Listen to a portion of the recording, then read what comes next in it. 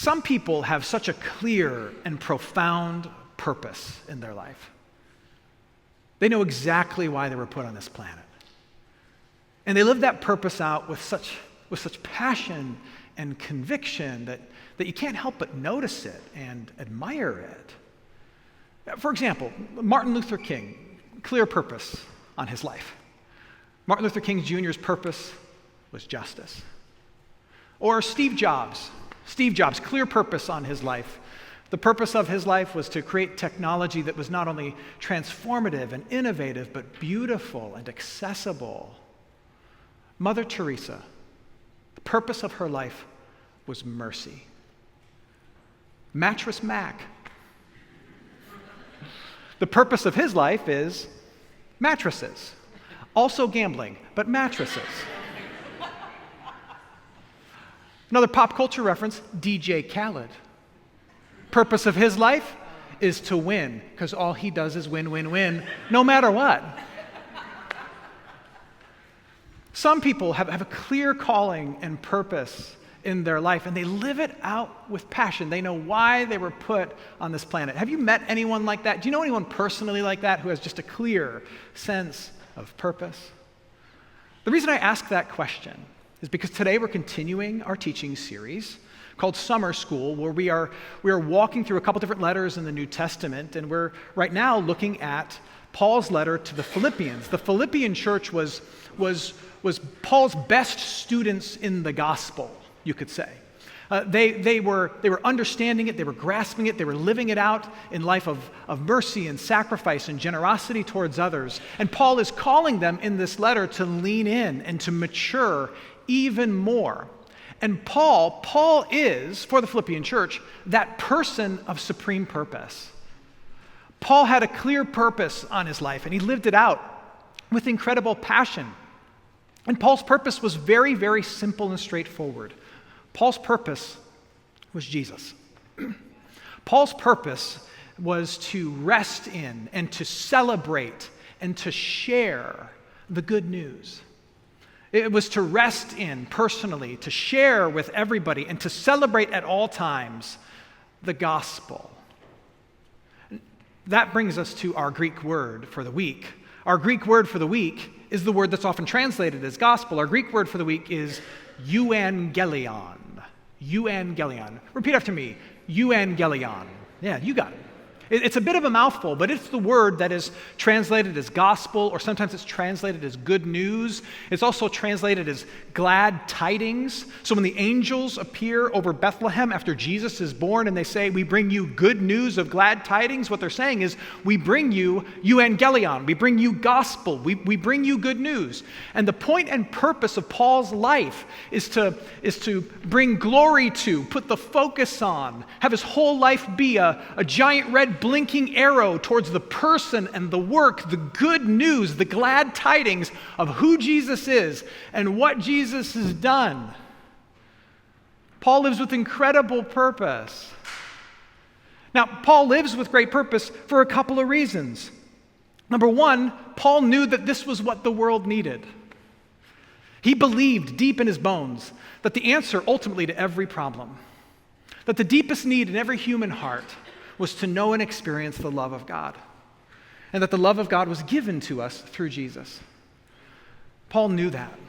But also, this was the purpose and the passion of his life because he had personally experienced it. And very often, that's where purpose comes from. It flows out of a profound personal experience. Just a refresher about Paul, prior to being a Christian, prior to being a pastor, Paul was a champion of the persecution of the early church. He was cheering it on. He was supporting it. He was an up-and-comer in the Jewish world that was actively opposing the Christian church. And then one day, out of nowhere, Jesus appears to him. In flesh and blood, Jesus appears to Paul. Now this is after Jesus' death and resurrection and his ascension. So Jesus basically leaves the right hand of the Father and appears to Paul. And he convicts Paul of what Paul is doing. Why do you persecute me? He says to Paul. He convicts Paul of it. But he also forgives Paul of it. And then he calls Paul into this life of enjoying the work of Jesus, celebrating the work of Jesus, and more than anything with his life, sharing the work of Jesus. And so Paul is understandably like, what else can I do? I have personally experienced the power of Jesus. What else can I do other than be all about him?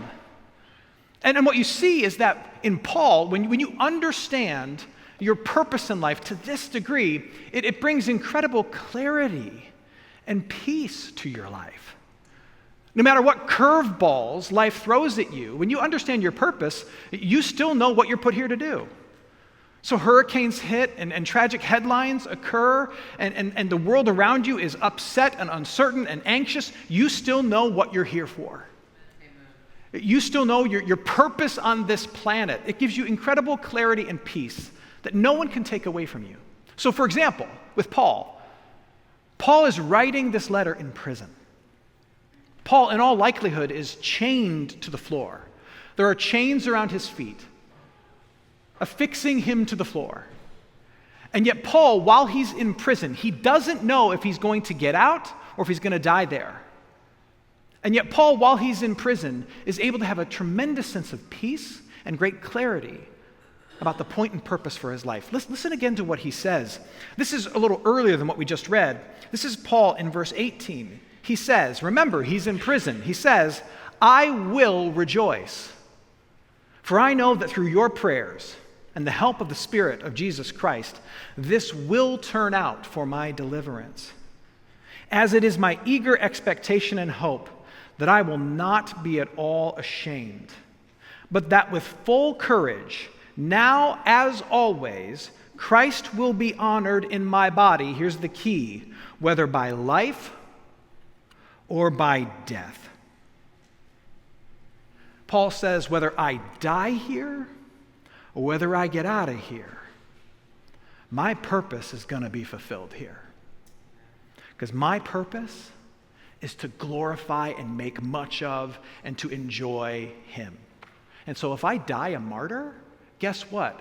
That's only going to add momentum to the mission and inspire other people. And so I win. And then also, if I die, when I die, I get to see Jesus face to face again. And that turned out really great for me the first time. So I'm all about that. Or if I get out of here and I live, you know what that means?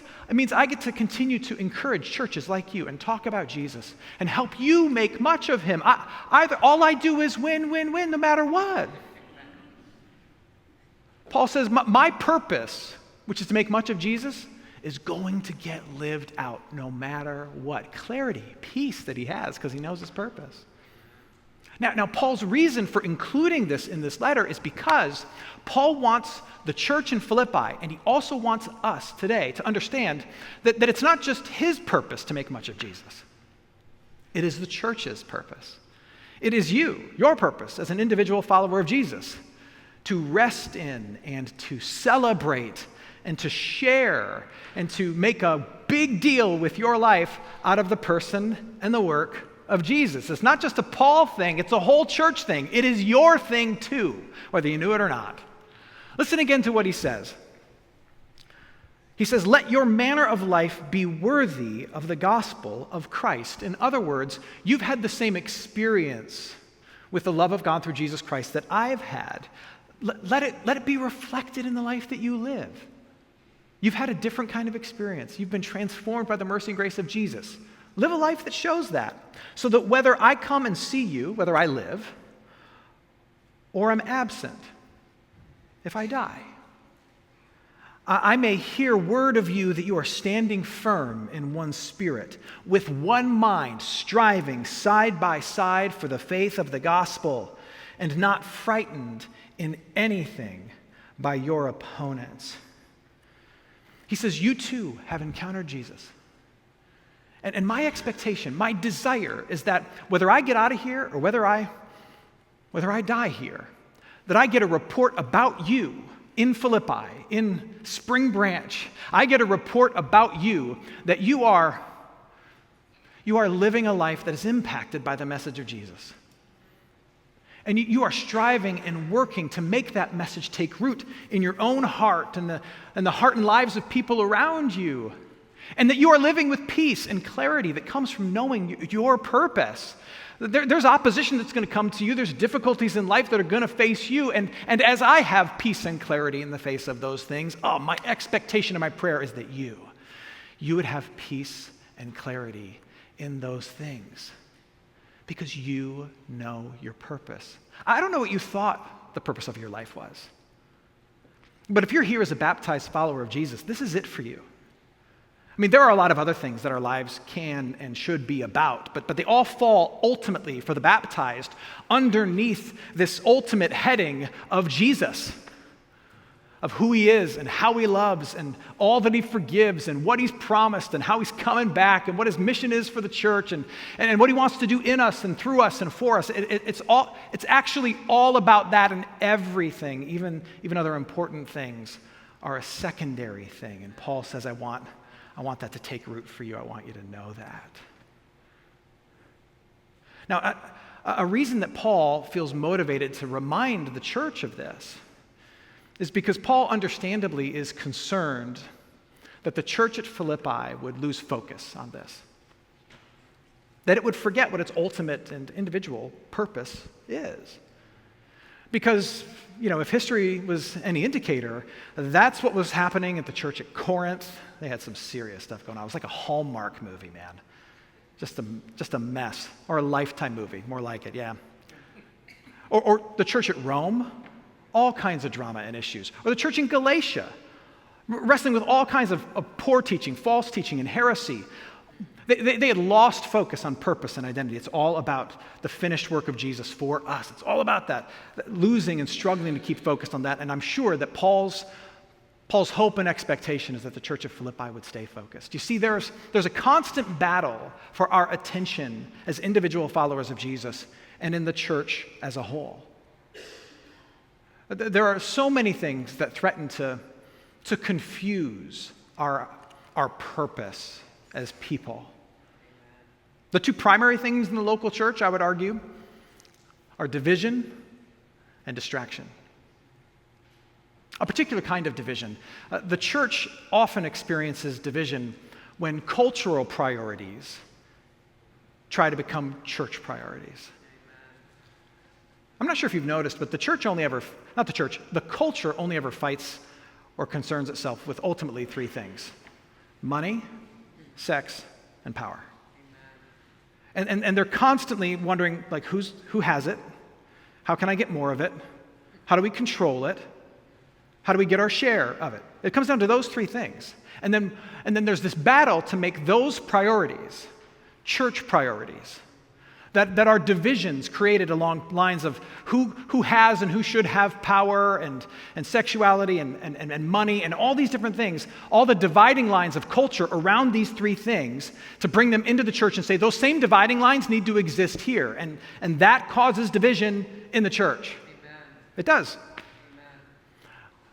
Amen. But the other thing that threatens to water down our purpose is distraction, but a particular kind of distraction. The church is constantly tempted to get distracted by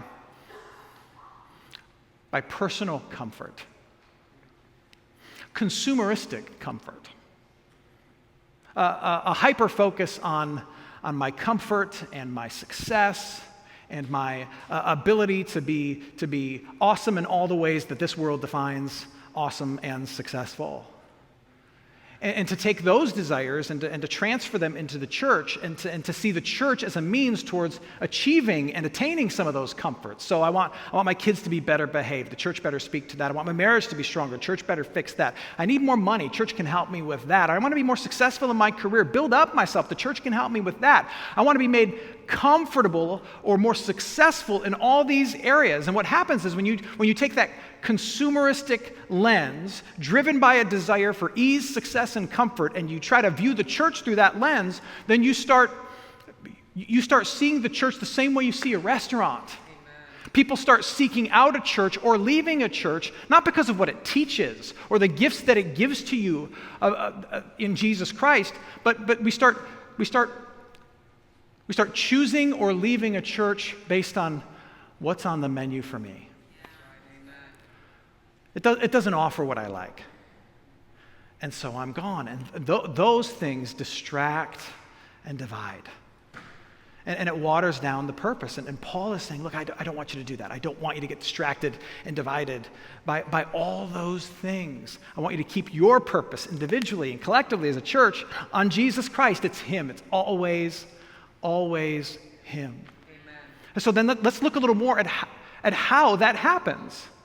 Look again at Paul's word in chapter 1, now verse 27. Paul says this: I want to hear a report of you that you're standing firm in one spirit, with one mind, striving side by side for the faith of the gospel. What does it mean to strive for the faith of the gospel?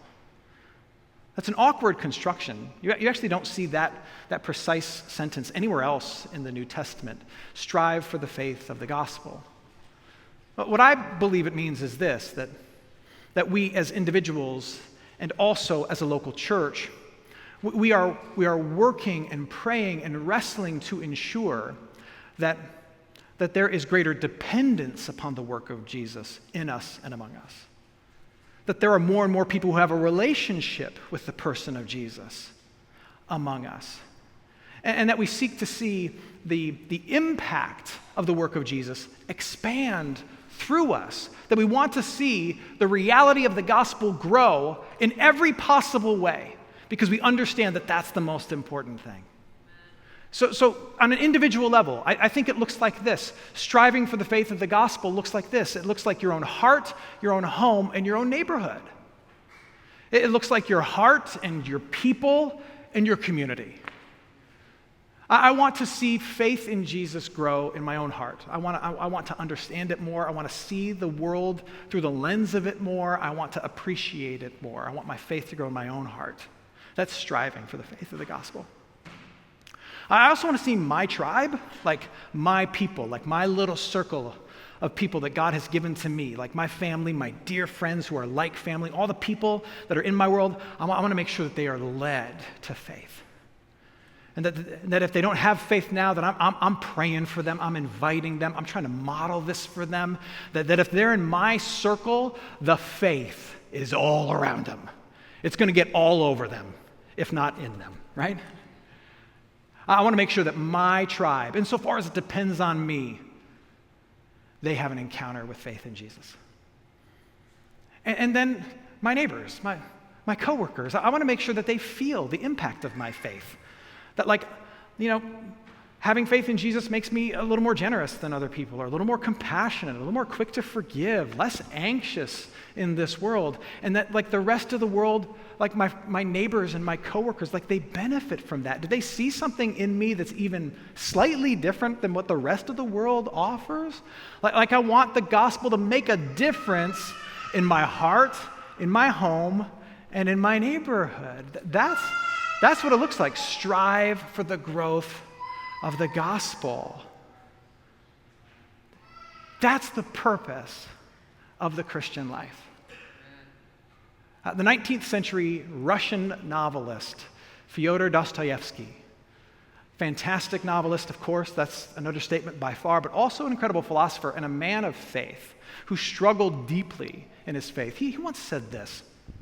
He said, "The mystery of human existence lies not just in staying alive," Bee Gees reference, lies not just in staying alive, but in finding something to live for. Finding something to live for. You have found the something. There are lots of other good things. But Christian, you have found the something. Remember, like in the very end, everybody is going to stand before Jesus. Like the very end, at the end of the story as we know it, everyone is going to stand before Jesus, whether you're a churchgoer or not, whether you're baptized or not, a believer or not, no matter who you are, we're all going to stand before Jesus with unveiled eyes, and we're going to see him in fullness and glory and beauty. We're going to see him in all of the fullness of his love and his power and his grace. We're going to see all of it, and every one of us who's ever lived, like we're going to see it in fullness. We're going to be blown away by it. and we're all going to go, oh. Number one, he's great. And number two, it's all about him. It is all about him. It's all to him and from him and for him and through him. We're all going to see it. We're all going to see it. But here's the thing. If you're a baptized follower of Jesus, you already see it. Amen. That's the secret. Like, you already get it. That it's all to him and for him and through him and by him. And what you get to do is like go through your life and go like, my heart, my people, my community, I want to know it more. I got to share it with them, and I want it to just kind of impact this world I've been put in. You know, that's the whole thing. That's everything. That's the whole thing. That's it. It's the whole thing. That's the something to live for, to which everything else pales in comparison. And what Paul is saying in the second half of chapter 1 is, I know you know that. And I want you to lean into that. Now, when I say this, when I teach this, I understand, because I feel it at times too, I understand that there is a pang of guilt. Like, there are some of us right now in this moment who hear that the point and purpose of your life is to grow in faith and to share your faith and to let other people in the world feel your faith. And you're like, oh, well, great. Well, that means I am a failure. I have failed at the point and purpose of my life, and I have disappointed Paul. Great. Good to know. Thanks, Pastor Matt. Talk about that over lunch. I get it, that there is guilt. Because look, all of us fail at this. All of us. In many and various ways, all the time. We fail to embrace and understand and live out this ultimate purpose for our life, and we forsake the clarity and the peace that it brings. We fall short, to say the least, but do not despair over that. Just recognize it. I have not been living with purpose. I'm 44 years old, and my own faith is the people I've been put in charge of, I don't even know if they even care about this stuff. And my neighborhood, my coworkers and friends, do they feel the impact of my faith? Whatever that means, no. Am I just a failure? Here's what you need to know. We fail at living out the purpose of our life. And the purpose of your life is Jesus. But do you know what the purpose of Jesus' life is? It's you. And he does not fail. He doesn't fail. He's made you the obsession of his heart. He's given his whole heart to us, his people. You know how when you become a parent, how the only way you ever have a good day as a parent is if your kids have a good day? Like you hitch your entire well-being to this other human, right? And it's well, my heart is no longer my own. I'm only doing well if they're doing well, right? You give your whole heart away. Jesus Christ has done that for you. He's hitched his whole heart and whole well-being to you. Or another analogy, in a couple of days we'll start watching the Summer Olympics, and we'll all get obsessed with some random person who has devoted their entire life to the balance beam, or the discus, or the pool. They've forsaken all other loves and focused themselves on this one thing, and then we get to cheer them on, right? You, with all your faults and all your failures, you are the one thing for Jesus. You are the obsession and the focus of his heart, and he's put all of that on you. You fail. I fail in my purpose of loving him, but he has not failed in his purpose in loving you. He came into this world knowing that you would not appreciate him fully, and yet he's lived for you perfectly. And he came into this world, and he knew that I would have apathy towards his majesty, and he died to forgive me. He came into this world, and he knew that I would be easily divided and distracted by petty things. And he rose out of the grave to show he's more powerful than all those things. I fail in my calling to love him first, most, and best. But he has not failed in his calling to love me first, most, and best. And so let that hit you. Yes, you fail, but let the fact that Jesus has not failed and he loves you, let that hit you, wash over you. Receive, celebrate the fact that you're forgiven and perfectly loved in Jesus Christ. And then, yes, let that reorient you and reprioritize you and remind you of your purpose, which is him, here, and here, with these knuckleheads, and here, with these people who bump into me along the way. Christopher Parkening is said by some to be the world's greatest guitar player. When he was a child, he had an international recording contract. He toured the world, became world famous as a guitar player at a very, very young age. But by the age of 30, despite all of his success and all of his money, he was bored. And so he moved to Montana, and he became a fly fisherman. And very quickly, he became one of the world's greatest fly fishermen. So now he was accomplished at two things. He could play the guitar, and he could catch a bass. And still, he was bored. He once said this: if you arrive at a point in your life where you have everything you thought would make you happy and it still doesn't, then you start questioning things. And that's where he was. In his period of questioning everything, a friend took him to church.